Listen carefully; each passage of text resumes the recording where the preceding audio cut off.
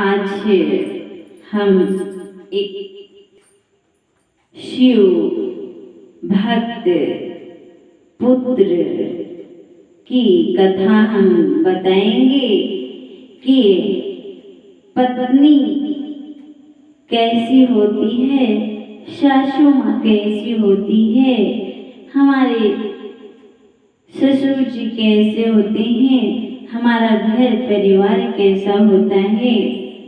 एक भक्त की कहानी है। एक भक्त था, उसकी एक बुढ़िया माँ थी।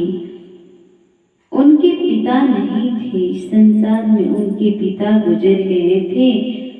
और बूढ़ी माँ बहुत मुश्किल से मजदूरी कर करके अपने बच्चे को बहुत मुश्किल से पाला। कभी उसके घर जाकर, कभी उसके घर जाकर, कभी उसके घर जाकर वे मजदूरी करती थी और उससे जो पैसा होता था वह अपने बच्चे, अपने बेटे को खिलाती थी जब से उनका पति गुजर गए थे।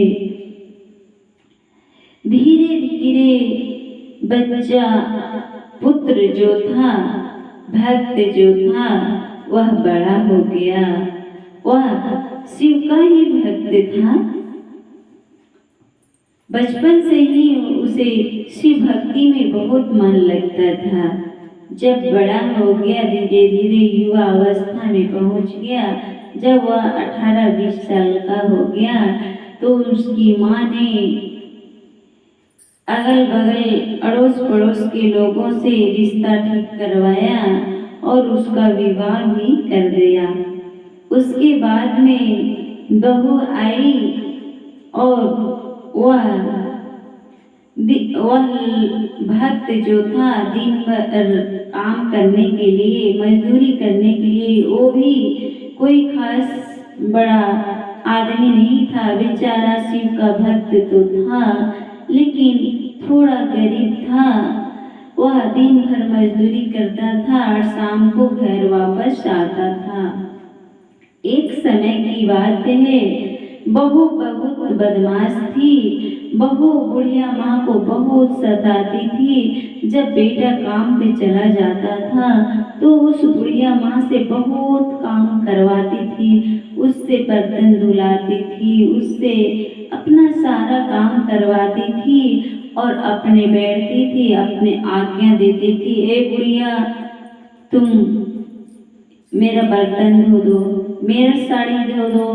अब बेचारी बुढ़िया बहुत सीधी साधी थी और वह सारा काम कर देती थी। जब बेटा शाम को वापस लौटता था तो बुढ़िया को तेल मालिश करने लगती थी अपने बेटा के सामने में। बेचारी बुढ़िया बहुत सीधा थी। वह सोचती थी कि चलो दिन भर तो काम करने के लिए मिलता है लेकिन शाम को बहू तो हमको मालिश कर देती है। धन्य है वैसी सास। हमारी भी सास बहुत अच्छी है। उनको हम अगर अरबों करोड़ों बार प्रणाम करें तो भी कम है।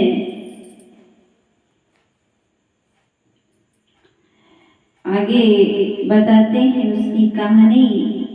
एक समय की बात है, धीरे धीरे समय बीतता गया।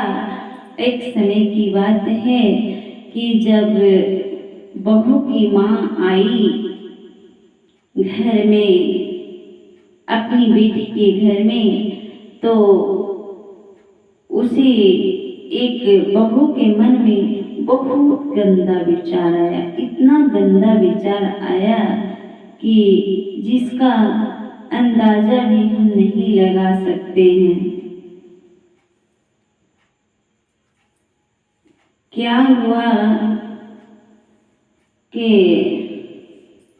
आगे जाकर जब उसकी सास आई घर में तो उसकी बहू ने एक चाल रची। बुढ़िया को एक खाट पर सुलाया, दूसरे खाट पर अपने सो गई उसके बाद में जब खाट पे सुलाया तो खाट पे सुलाने के बाद में वह अपने बेटे से कहने लगी